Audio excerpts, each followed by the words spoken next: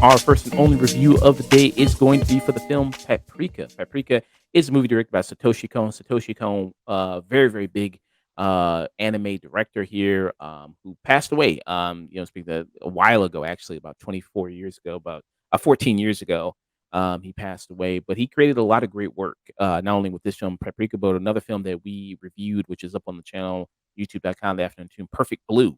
Um, where he did that, film, which we loved a lot. Thought it was really amazing film there. He's also other done really great works that are very world renowned, such as Tokyo Godfathers, which I haven't seen myself, but I hear people really love it. Tokyo Godfathers, but you've seen I it, can highly recommend it. yeah.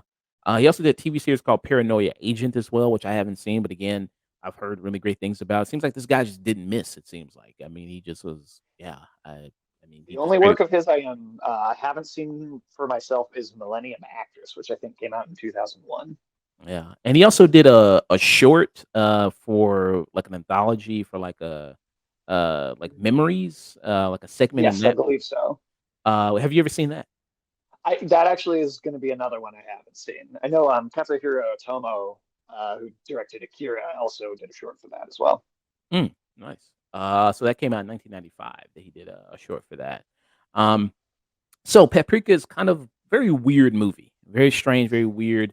Try to explain it as the best I can. So you have this company that created this DC Mini. The DC Mini is something that allows people to record their dreams and live inside their dreams. And then you have the scientist who ended up inventing this. And then you have also a couple of other people who also worked on the project. The DC Mini ends up getting stolen there, and then the person who steals it becomes basically what they say in the movie, a dream terrorist. They're able to go in people's dreams basically while they're awake, implant them there with other people's dreams, and basically completely destroy their lives. Some It causes people to hurt themselves, even kill themselves at a certain point there because they think they're living in a dream, but they're actually still in the real world, still awake, still moving around there. A person who's also investigating this crime here is you do have a detective by the name, I think his name was Kawama. Kanakawa. Kind of, you said women say one Kanakawa. Kanakawa. Sorry. Yeah, Kanakawa. You do have a detective who's also investigating the case of this missing DC Mini. And you also see at the beginning of the movie that he also, uses this technology because he keeps having these nagging dreams that kind of come to him, especially about a case, a recent case they had where somebody got murdered. And then he keeps having these kind of recurring nagging dreams. He's trying to figure out, what's the meaning behind these dreams that he keeps having. And you have a character by the who's the title of the movie, Paprika, kind of like this dream character that you shows up and takes you through these dreams and allows you to kind of break it all down, have somebody to basically assist you when you're in these dreams. Um, what were kind of some of your thoughts about Paprika? Being this is, I mean, because how many times have you seen this movie, including this? It's not something like the Cowboy Bebop movie. I've watched it like upwards of 50 times, but I'd probably say at least five over the years. Hmm. Okay. Nice. And what's your thoughts? Do you notice something new every time you see it? There's the little details, I think, especially just with some of the dream sequences and the animation. I think it's impossible to talk about this movie without talking about Satoshi Kon's kind of his entire body of work, especially in particular Perfect Blue and Paranoia Agent. And, something both of those projects have in common is that they kind of have this element of this human tendency to kind of falsify reality and live in some sort of fictionalized presentation of the world rather than dealing with the character's problems. And Paprika to me feels like an evolution of that storytelling technique. Because much like those films, it is kind of trying to impress on the audience the same sensation of not entirely knowing what's real and what's not. If you pay attention, there's really good subtle clues like the color schemes. That when the dreams are happening, it's much more vibrant in color. Lots of reds and kind of there's this green lighting effect he'll use in a lot of scenes. But he'll kind of fake you out where it seems normal, But if you're on a subsequent viewing, you'll notice that the color scheme is off, and then partway through a scheme, it'll surprise you and be like, "Oh, no, no, no, this isn't the real world." And then in the scenes that are taking place in the real world, you'll notice it's a little more muted. There's a lot of bloom in the image as well. Is something I thought was really noticeable on a rewatch. Mm. Yeah. And that's the thing about, you'll notice things that it's as the movie continues on, things will start to blend together. The real world, what the dream world is, you think it's easy to tell apart. And then with this DC mini, what it's doing is kind of really blending those two things together and kind of making it hard to distinguish what is reality and what is, just the dream world. Very much like, and people have heard this comparison before, very, very much like what the film Inception did. A lot of its things. And it's not, and then we've also, when we talked about Perfect Blue, another Satoshi Kon movie, we talked about how that was very, very much had a heavy influence on Darren Aronofsky's Black Swan, and Darren Aronofsky Mhm. even cites Perfect Blue as being one of the main inspirations behind why he did Black Swan. But with Christopher Nolan with Inception, I was trying to see. It doesn't seem like Christopher Nolan really wasn't aware of Paprika or really had any, knowledge of the movie himself. I maybe it was unintentional. Maybe I he can see saw it it. in passing. Maybe. What's your kind of thoughts on that of its kind of relationship to Inception? Yeah. Well, I mean, I think it could easily be coincidental that the movies share so many similarities. I mean, I know I've had ideas sometimes for a story before, and I'll look it up and go, "Oh, somebody did it already." I guess that just didn't stop him. But I do think I do think Inception does attempt this idea less successfully, and part of that is just due to taking place in a medium that is live action. Although I will also say I think Paprika is kind of about is also about the escapism and magic of filmmaking in general, and so I'm sure that Satoshi Kon would have absolutely loved to see something that, whether intentionally or not, rung true to his work as well. Yeah. And why people kinda compare these movies, not only is it dealing with dreams, but it's dealing with implanting dreams and, towards the as the movie gets, kind of closer to the end, it blurs reality between what is a dream and, what is reality. You have people who can control these dreams, where they can kinda become architects of their own dreams, where they can redesign everything and change it. And there's some people you see in this world of Inception that become addicted to dreaming, that they only want to dream. I thought this was a cool movie, came out in 2010. Um, this was kind of another situation where, Christopher Nolan kinda seems like he was making his pitch to do a James Bond movie, Yeah. there. But cool visually, like had this hallway scene there with Joseph Gordon-Levitt. You also see people kinda suspended in the air and then kind of frozen. It gets into a lot of dream lore there of like, what's behind dreams and why do we have these certain things. For instance, like, when you like are in a dream and then you roll off the side of the bed, like you instantly wake up and you know what I mean? Like, oh fuck, I'm rolling off the side of the bed. You know?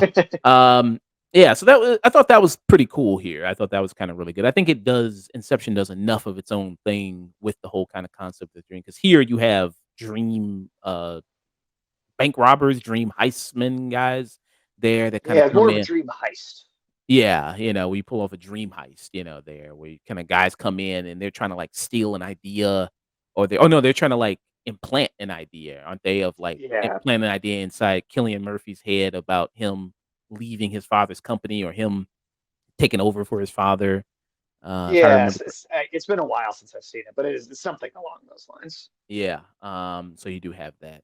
But with Paprika here, you mentioned the animation, and kind of the look of the movie, gorgeous animation that you have, and this movie came out in 2006.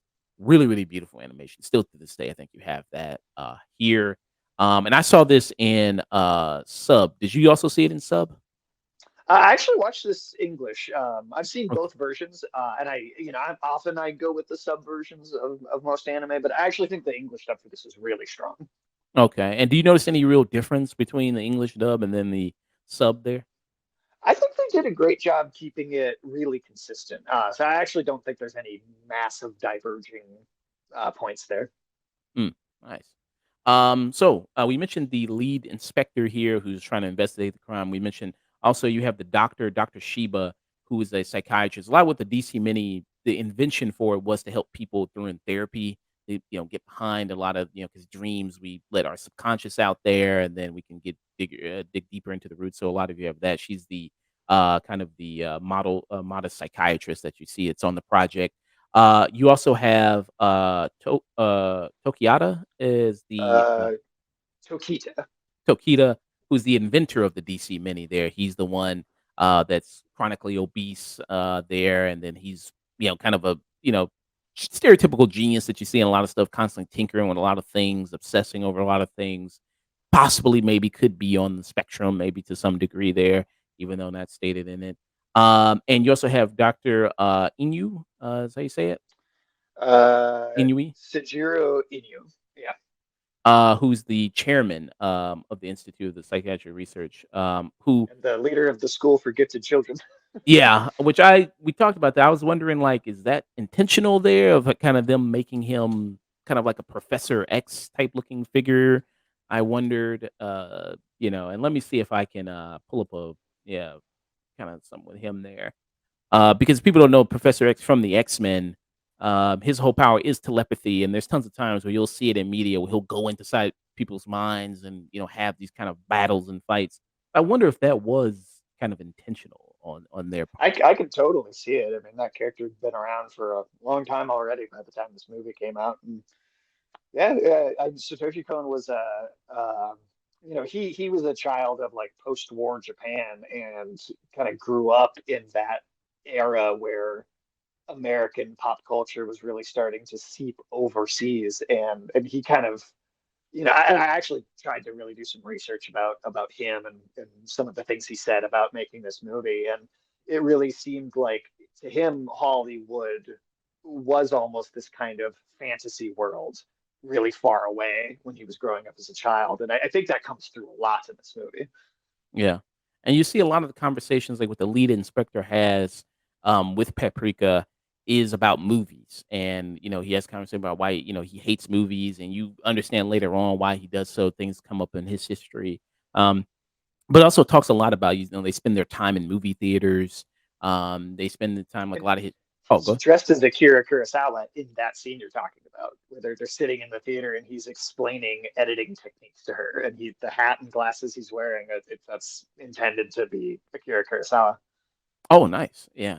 So that's, yeah, really good. Yeah. So it seems like his love of film really kind of comes out here during that expression there, and about film in general, about maybe making a statement on that of how it does, like when you go see a film, it does feel very kind of dreamlike of that.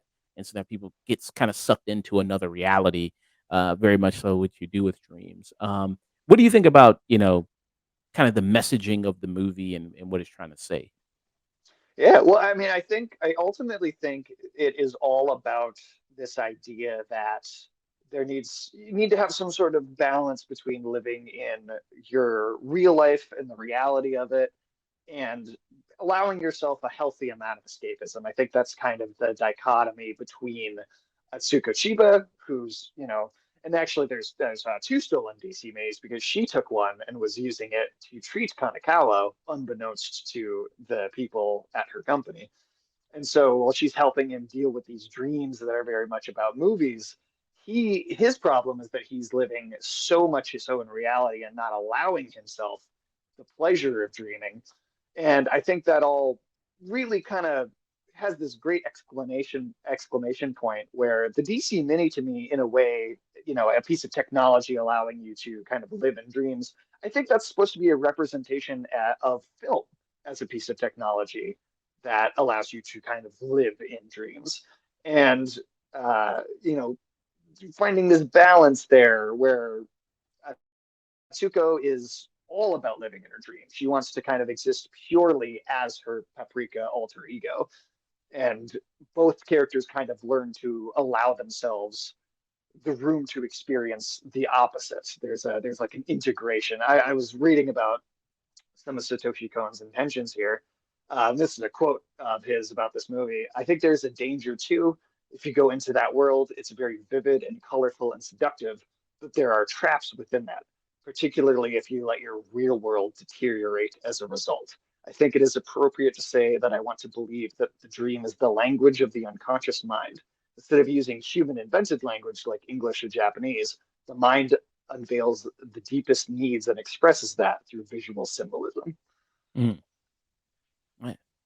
Yeah. And you see with the character with, Sheba who has her alter ego of Paprika of very difference of personalities. You see her when she's the doctor, very serious, very buttoned up, and then when she's Paprika, very more free, carefree, loving, attentive. And you see she's, can do a lot more there in that. And you see Paprika a lot when she's the alter ego protecting Sheba, and you see them even in the same scene together, even though one's an alter ego, they have her coming in to protect it, which, you can see, like, your subconscious mind protecting you, from danger there. You can draw a lot from that. Um, yeah, I mean, I really love, especially, it gets into a lot of the craziness of dreams. Like, there's the scene where one of the members of the team gets infected by the DC mini, the dream terrorist, and they're having like this big carnival parade like through a jungle, and all these kind of different things are showing up. And let me see if I can open it up here, and this is it right here. um, and they're trying to save the kid. It's just the craziness of the dream. So many different wild things kind of happening here in this scene, and them trying to save this person's life. And who is this character? I'm blanking on their Oh, name. what is his name? That's the only character I didn't write down the name for. Yeah. Uh, and it gets into just the freakiness of those dreams. How you have like faces just pop up sometime in your dream. You ever had weird dreams at all like that? Yeah, I've had some weird ones. I don't remember them very often, but recently I had a dream where I was walking around eating chicken in some sort of weird shopping mall butcher shop combination. Shima. I don't know what it meant, but Shima is I believe his name there from it. yes, yes, Shima. Yeah, he's yeah, one of the people that works at the institution there, as a part of the team. Yeah, I mean, and he gets kind of infected there by the dream terrorist, and you see the effects. That's when the first times you see the dream terrorist in action is on him, and what that can really do, and how it kind of can immobilize you in a way. And I thought that was kind of really scary too, of how this can, when you're wide awake, you can still be dreaming and, move around there as if you're doing anything. And there's people, who do, sleepwalk, which, ever seen people sleepwalk? It's kind of terrifying. It's kind of scary there when you kind of do it there, because it's like, person, Absolutely. a person's not aware, but they're still kind of moving around. Yeah, Um, tie yourself up in a sleeping bag at night so you can't move. yeah, I mean, sometimes you got to do that with people. Like some people need to be strapped down, if they have that type of condition. Um, I think is this kind of one of the best movies you've seen play around with dreams and dreaming? I'd say it's the best. There's a Mm, movie I had not seen that I'd really like to actually, that Akira Kurosawa directed, called Dreams, that is about him kind of expressing his artistic intentions through the form of other artists inside of dreams. And I am almost certain with the fact that this movie makes such a direct and overt Akira Kurosawa reference that that was probably a big inspiration for Satoshi Kon. mm. Nice, yeah. Um, yeah, and then with this movie, do you think it's one of his best films? Do you think this is his best film? For me, this is kind of his masterwork. I think it's the kind of culmination of his career.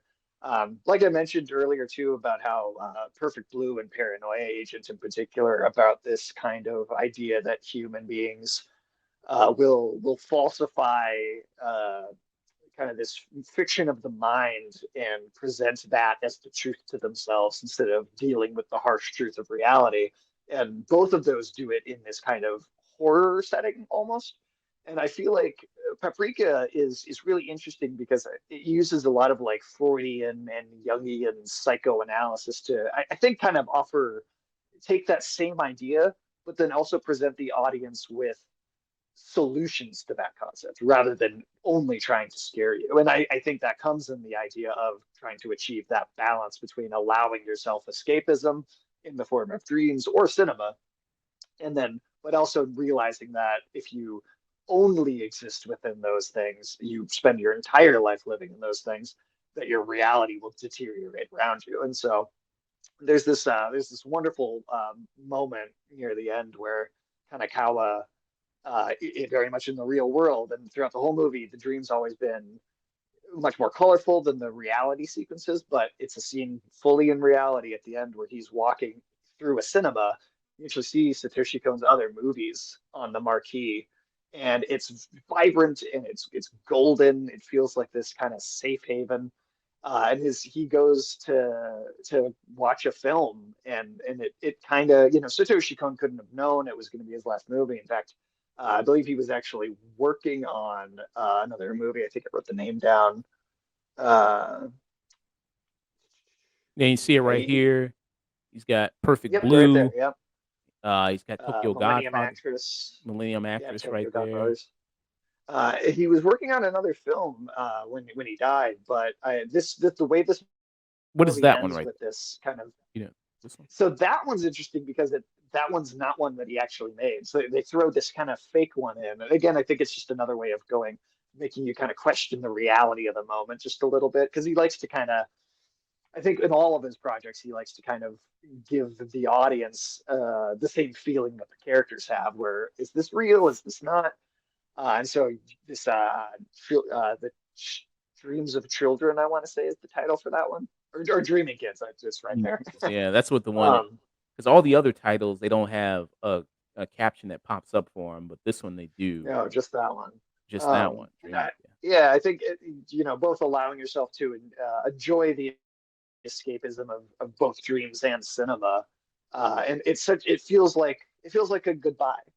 I know he planned on making more work, but it really, I think, feels like this kind of beautiful goodbye to the art form that he loved, that the movie ends on. Yeah. I mean, he did probably know. I mean, he had pancreatic cancer. So he passed away at Yeah, 46. So he probably knew, 2010, I think. yeah, his time was coming, or his time was limited there. So he might have maybe knew that. Um, Yeah, I mean, but that's a beautiful way to end the movie there, what you see in him overcoming his hatred of movies, and going to see a movie. You see throughout the movie, like, his dreams, kinda are movies 'cause there's this one where he's Tarzan, there's one where it's a spy movie, there's one where he's, a photographer there, filming a movie, with an actress there, looks like a fight scene. So you see that kinda throughout his work, he dreams about these kind of movies, which is really nice that you see there. So he finally kinda got over his hatred of that. Um, yeah, I mean, this is a really wonderfully made movie there. I think I maybe do like this more than something like Perfect Blue. It's just more trippy and more weird, in terms of that. I mean, this is a movie that I think really requires you to see it multiple times, 2, 3, 4 times 100%. to get more Yeah. stuff about it and to kinda maybe understand more about it and kinda what maybe is being said about it. And that's Um, reflected, I think, really well in the character of Tokita too, because you introduced to him early on. He's very overweight, and you kind of get this idea that he doesn't take care of himself very well, and he's more obsessed with kind of things rather than relationship with other people. But as the movie goes on, in almost every scene he has, he's kind of shown to have some of the most compassion out of the cast of characters, and some of the most care towards other people, and just an affable, likable personality. And I think that in a way is kind of representative of the film itself, where it's kind of inviting you to do a little bit more of an analysis of it rather than just a surface level viewing. yeah, and they have a beautiful scene, with Sheba and him and where she helps him break him out of the dream there, and she talks to him about his faults there, and about, also the things that makes him kinda wonderful there, and it goes back to the scene where they very, very first met, where he's stuck in like, an elevator, there you see that. Let me see if I can pull up, that scene right here, pull it up, and it's this one right here.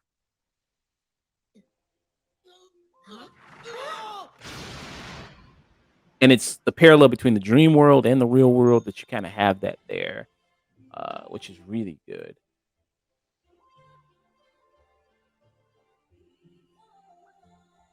I'm sorry. You're a walking disaster. I know. You're fat and slow. You're just a mess. Well, I promise you, it gets more inspirational after that. Just stick with me. Hold on, people. Alone Yeah, it gets more a outside. little bit more Yeah. To think this century's greatest genius isn't smart enough to stop eating. I'll swallow anything edible put in front of me. I know. You're so open to everything. That's why you're so much fun. Yeah. So that's kind of a sweet moment that you have between those two characters there. That is really good. Yeah. Do you I think? think her character really. Oh, sorry. Go ahead. Oh, hey, go ahead. You can go with your thought there. I was just gonna say, I think that that really is kind of the culmination of her character arc, and she spends so much of the story being so much more interested in living as that alter ego.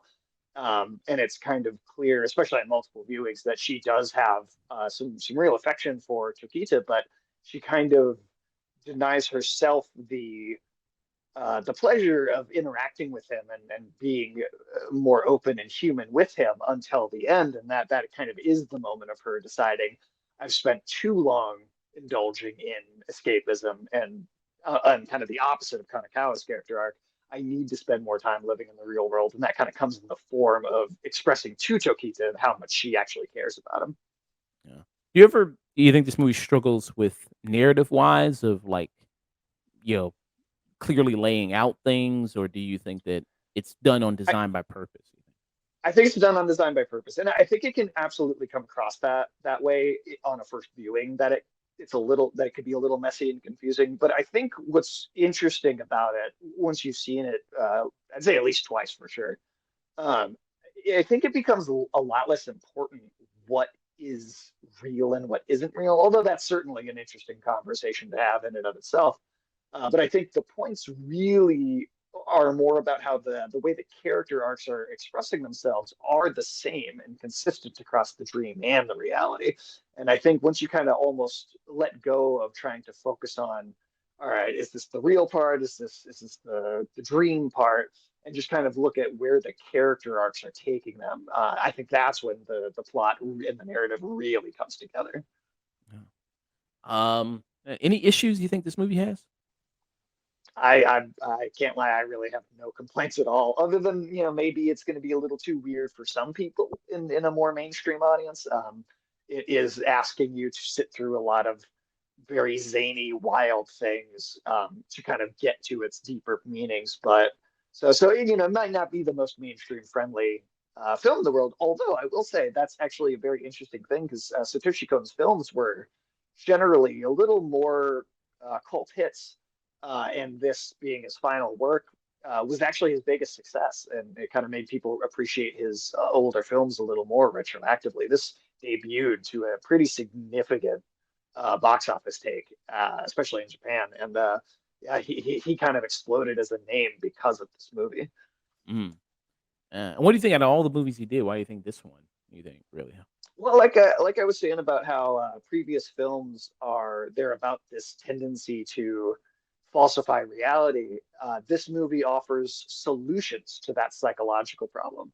It takes those same themes from a film like Perfect Blue, which is more of a horror story, and this is really kind of giving the audience a way forward, trying to provide a way out of some of those psychological issues.